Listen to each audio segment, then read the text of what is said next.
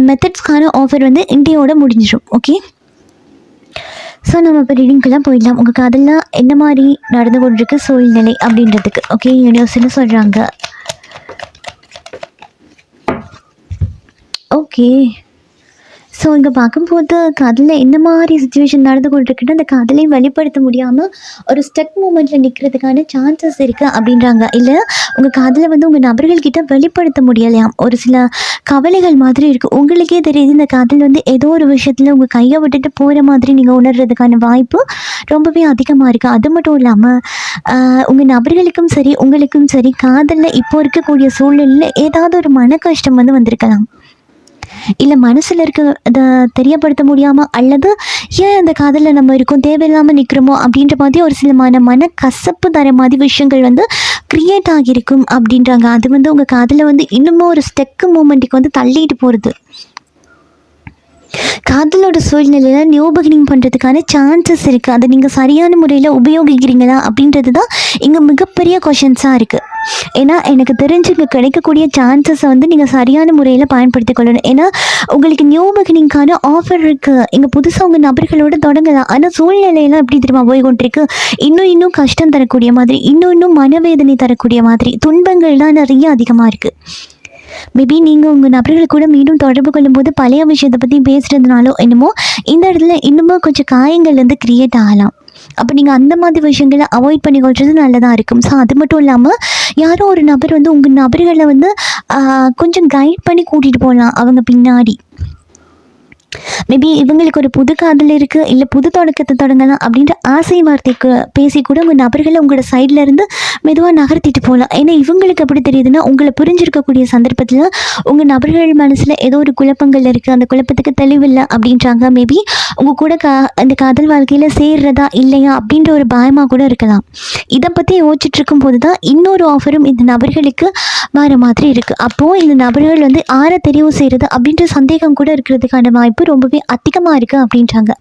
அப்போது காதலில் இந்த நபர்களுக்கும் சரி உங்களுக்கும் சரி நீங்கள் இந்த இடத்துல காதலை வெளிப்படுத்தாமல் ஏதோ ஒரு பிடிவாதத்தில் இருக்கிறதுக்கான வாய்ப்பு இருக்குது. அல்லது நீங்கள் வெளிப்படுத்துகிற மாதிரி சூழ்நிலை அமையலை அப்படின்றதுக்காக கூட நீங்கள் அந்த இடத்துல அமைதியாக இருக்கலாம். ஆனால் இந்த நபர்களுக்கு வந்து இன்னொரு காதலோ இன்னொரு விஷயமோ கிட்டத்தில் வர்றதுக்கான வாய்ப்பு இருக்குது அப்படின்னாங்க. ஸோ அது மட்டும் இல்லாமல் உங்கள் காதலில் வந்து திரும்ப பிரச்சனைகள் க்ரியேட் ஆகிறத நான் அங்கே பார்க்குறேன்.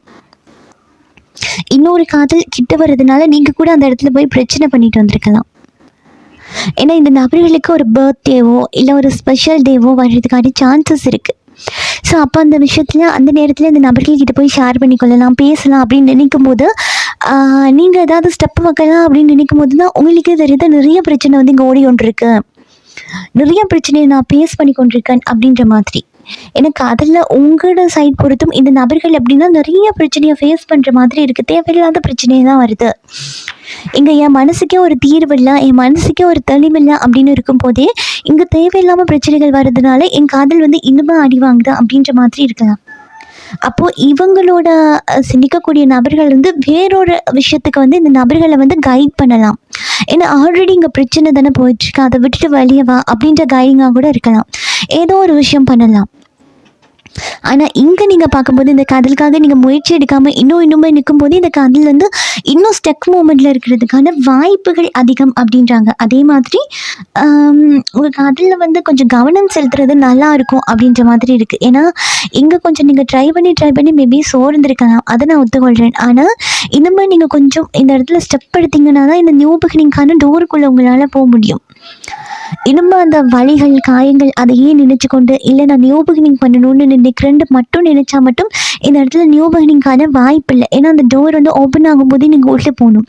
டோரை பார்த்து கொண்டே இருந்தீங்க அப்படின்னா இந்த நபர்களோட காதல் பயணத்தை தொடங்குறதுல இன்னுமே சில தடைகள் வரலாம். ஏன்னா ஆல்ரெடி உங்கள் காதலில் நிறைய பிரச்சனைகள் வந்து இருக்கலாம்.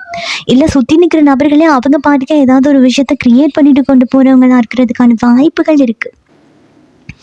ஸோ அதனால கூட உங்கள் காதலில் நியூ பிகினிங்கான சான்சஸ் இருந்துமே அதை வந்து நியூ பிகினிங் பண்ண முடியாமல் போயிருக்கலாம். இதுக்கு முன்னாடி நியூ பிகினிங்கான வாய்ப்புகள் இருந்தும் நீங்கள் மிஸ் பண்ணியிருக்கலாம் அப்படின்றாங்க. அதே மாதிரி ஏன்னா நீங்கள் இந்த இடத்துல மிஸ் பண்ணதை திரும்ப நீங்கள் போட்டிங்கன்ட்டு வைங்களேன், இந்த இடத்துல லா ஆஃப் அட்ராக்ஷனோ மேனிஃபெஸ்டேஷனோ ஏதாவது ஒரு விஷயம் பண்ணி காதில் எப்படி ஈர்க்கிறது அப்படின்றத நீங்கள் பார்க்குறது நல்லது. ஏன்னா திரும்ப திரும்ப பிரச்சனைகள் எனக்கு கம்மியாகிற மாதிரி தெரியல, ஏதோ ஒரு ரூபத்தில் பிரச்சனைகள் க்ரியேட் ஆகுது அப்படின்ற மாதிரி பார்க்குறேன்.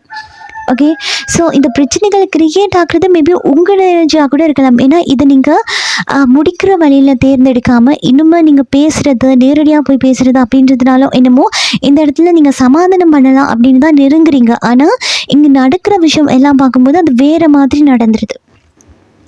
நீங்கள் ட்ரை பண்ணுறது என்னமோ சமாதானத்துக்கு தான், ஆனால் இங்கே எப்படி ஆகுதுன்னா சமாதானம் இல்லை, அந்த நபர்களுக்கு இன்னும் கொஞ்சம் ஈகோவை க்ரியேட் பண்ணி விட்டுருது.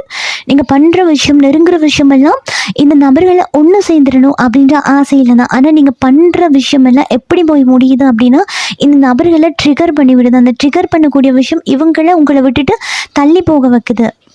ஏன்னா இந்த நபர்களுக்கு ஒரு சில விஷயத்தில் தெளிவில்லை. ஏன்னா நீங்கள் என்ன எதிர்பார்க்குறீங்க அப்படின்ற ஒரு விஷயம் இந்த நபர்களுக்கு தெளிவாக தெரியாமல் இருக்கலாம். ஸோ அதனாலும் என்னமோ இந்த நபர்கள் இவங்களோட ஈகோவில் பிடிச்சி நிற்கலாம். அதாவது நீ என்ன சொன்னாலும் கேட்குறதுக்கு இல்லை, நீ என்ன சொன்னாலும் நான் உன்னை ஏற்றுக்கொள்கிறதுக்கு இல்லை அப்படின்ற மாதிரி ஈகோக்குள்ளே இந்த நபர்கள் நிற்கிறதுக்கான சான்சஸ் இருக்குது. ஏன்னா நீங்கள் செய்கிற செய்முறைகள்லாம் இந்த நபர்களுக்கு தவறான முறையில் போய் சேர்ந்துடலாம் அப்படின்றதா கூட இருக்கிறதுக்கான வாய்ப்பு இந்த இடத்துல ரொம்பவே அதிகமாக இருக்குது அப்படின்றாங்க. ஸோ அது மட்டும் இல்லாமல் உங்களுக்கும் இந்த நபர்களுக்கும் 1008 டிஃப்ரெண்ட் இருக்குது, நிறைய மாற்றம் இருக்குது. ஏன்னா இந்த நபர்கள் கூட ஈஸியாக காதலோ ஒரு கல்யாணத்துலேயோ கனெக்ட் ஆக முடியாது. ஏன்னா வித்தியாசம் இருக்குது. அது வயசாக இருக்கலாம், சமயமாக இருக்கலாம், ஏதோ உண்டு வித்தியாசம் கண்டிப்பாக இருக்குது. ஏஜாக கூட இருக்கலாம். உங்களை விட இந்த நபர்கள் பெரியவங்களா சின்னவங்களா இருக்கிறதுக்கான சான்சஸ் இருக்குது. ஸோ அப்போ நீங்கள் சரியான அணுகுமுறையில் அணுகாததுனாலும் என்னமோ இந்த நபர்கள் உங்களை தவறாக புரிஞ்சுக்கொண்டு அவங்க பிடிவாதத்தில் இன்னுமே அதிகமான இடத்துக்கு தான் போய் கொண்டிருக்காங்க. அந்த பிடிவாதத்துலேருந்து இன்னுமே கீழே வரலை அப்படின்ற ஒரு விஷயத்த இங்கே யூனிவர்ஸ் சொல்கிறாங்க. ஓகே, அதுதான் கைவிட்டுட்டு போயிடலாம். ஒரு எஸ்கேப் பண்ணுறதுக்கு நீங்களே வழிகளை அமைச்சு கொடுக்கலாம். ஏன்னா சரியான முறையில் கையாண்டாதானே காதல் தொடரும். இங்கே ஆல்ரெடி அப்படி தான் இருக்குது. நீங்களே இந்த காதலை எண்ட் பண்ணுறதுக்கான சூழ்நிலையில் க்ரியேட் பண்ணுறீங்களோ அப்படின்ற மாதிரி எனக்கு தோணுது. ஏன்னா ஆல்ரெடி இந்த நபர்கள் உங்ககிட்ட எஸ்கேப் ஆகணும் அப்படின்ற மூடில் கூட இருக்கலாம். ஏன்னா எங்கள் கைடிங் கொடுக்குறதுக்கு ஆட்கள் இருக்கிறதுனால எஸ்கேப் ஆகிடலாம், தப்பிச்சு போயிடலாம், நமக்கு என்னத்துக்கு இவ்வளோ பிரச்சனை, நான் ஏன் இவ்வளோ பிரச்சனையை நான் இப்படி பண்ணணும் அப்படின்ற எண்ணமாக கூட இருக்கலாம். ஏன்னா இந்த எண்ணங்கள்லாம் இப்போ ரீசனாக தான் இவங்களுக்கு தோணுது. ஸோ அப்படி இருக்க நீங்கள் ஏதாவது இந்த இடத்துல ஸ்டெப் எடுக்கும்போது அது இவங்களுக்கு இன்னுமே ப்ரெஷர் ஆகி நான் ஏன் நிற்கணும், நம்ம இதை எண்ட் பண்ணி விட்டுடலாம், இதையே சாக்காக வச்சு முடிச்சு விட்டுடலாம் அப்படின்ற மாதிரி தான் இருக்குது.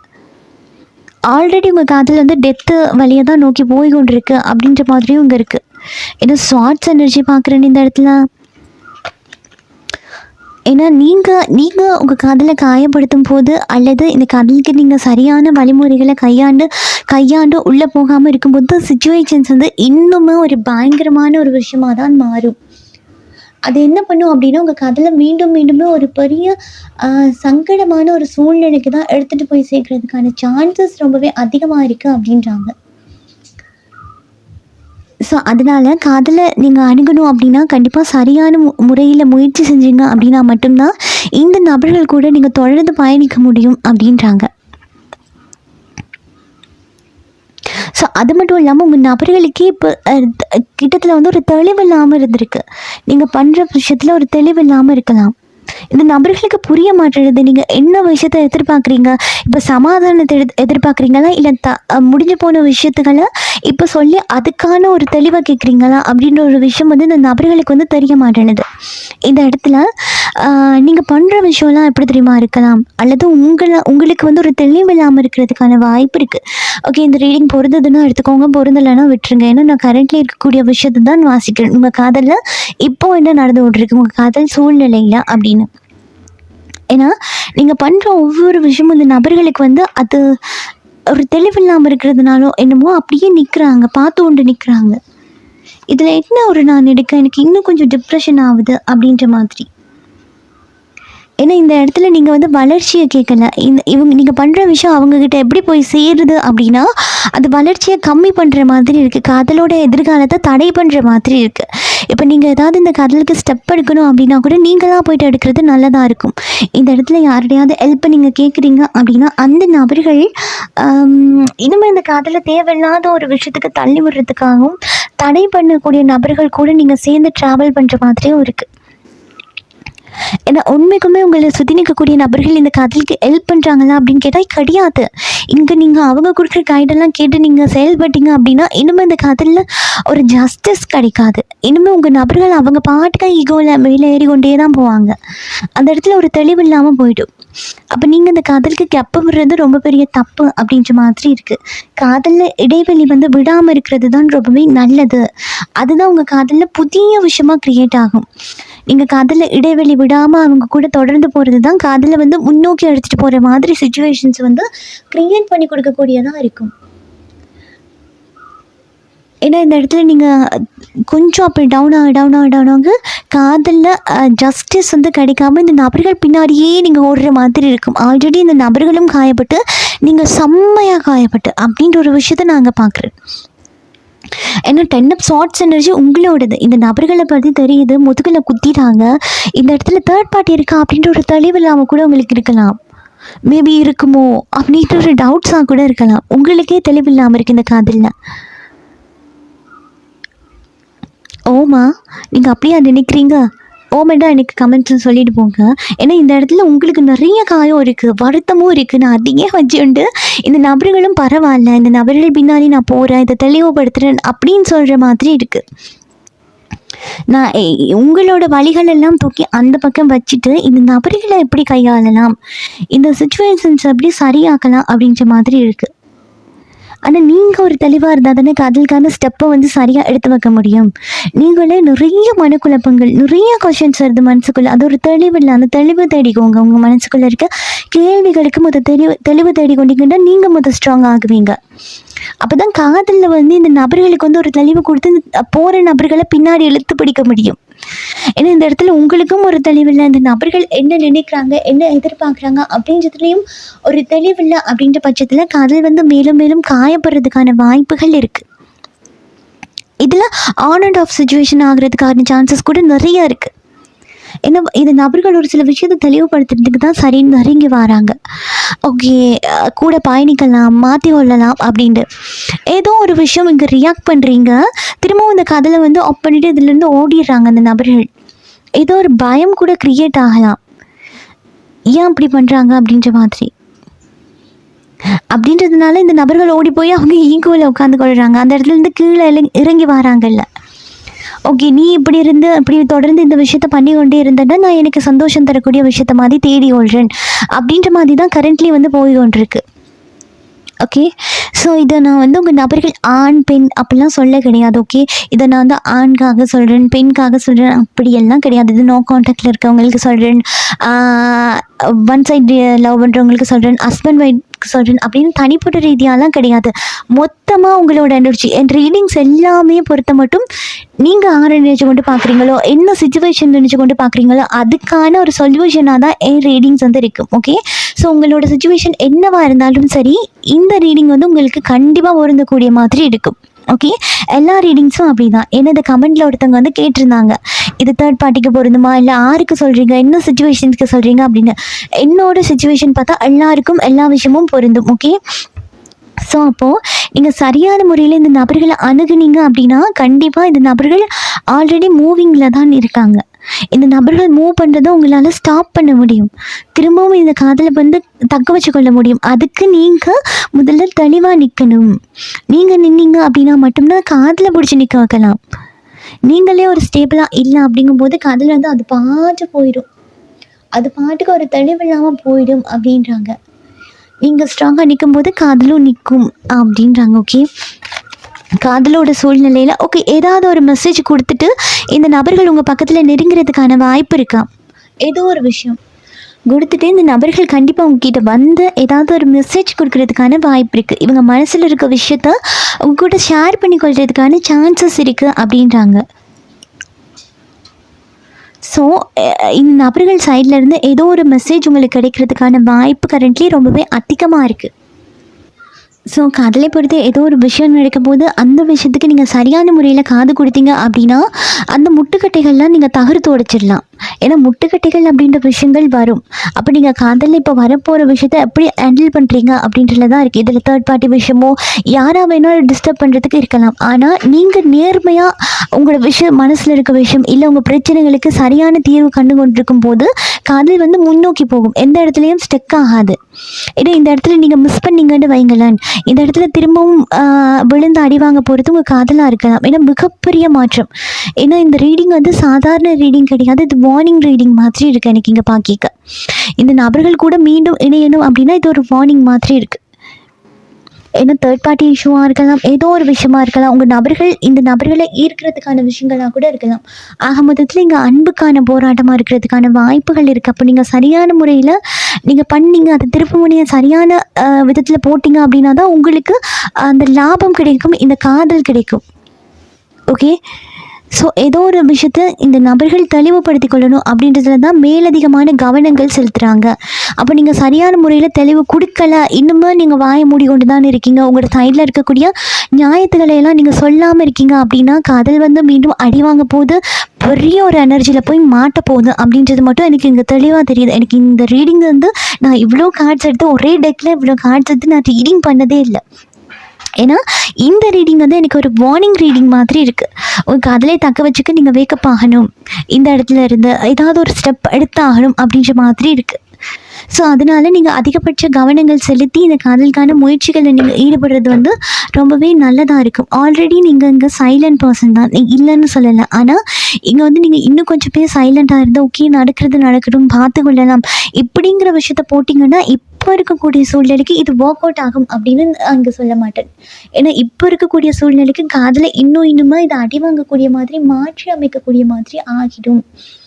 ஓகே, ஸோ அதனால் நீங்கள் ஸ்டெப் எடுத்து வைக்கிறீங்க அப்படின்னா ஒரு ஸ்ட்ரைட்டாக நீங்கள் எடுத்து வைங்க. நீங்கள் ஏதாவது கதைக்கணும் அப்படின்னா கூட நேரடியாக கதைங்க. ஏதாவது ஒரு லா ஆஃப் அட்ராக்ஷன் பண்ணுங்கள், மேனிஃபெஸ்டேஷன் பண்ணுங்கள். இது நான் நிறைய விஷயத்தில் சொல்லிட்டேன். ஏன்னா மிகப்பெரிய பிரச்சனை ஏதாவது பிளாக் மேஜிக்கெல்லாம் இருக்குது அவங்களோட ரிலேஷன்ஷிப்பில் தனிப்பட்ட ரீதியாக பார்க்கும்போது அப்படின்னாலுமே கூட நீங்கள் மேனிஃபெஸ்டேஷன் பண்ணும்போது என்ன ஆகும்னா இந்த இருக்கக்கூடிய தடைகள் வந்து நீங்கும். இப்போ 100% இருக்குன்னா அதோட 50% சரி உங்கள் காதலை மீட்கிறதுக்கான வழிகளை வந்து க்ரியேட் பண்ணி கொடுக்கும். திருப்பி அந்த காதலை கைப்பற்ற மாதிரி சுச்சுவேஷன்ஸும் அமைகிறதுக்கான வாய்ப்பு இருக்குது. அப்போ கவனம் கொடுக்கக்கூடியது நீங்கள் தான்.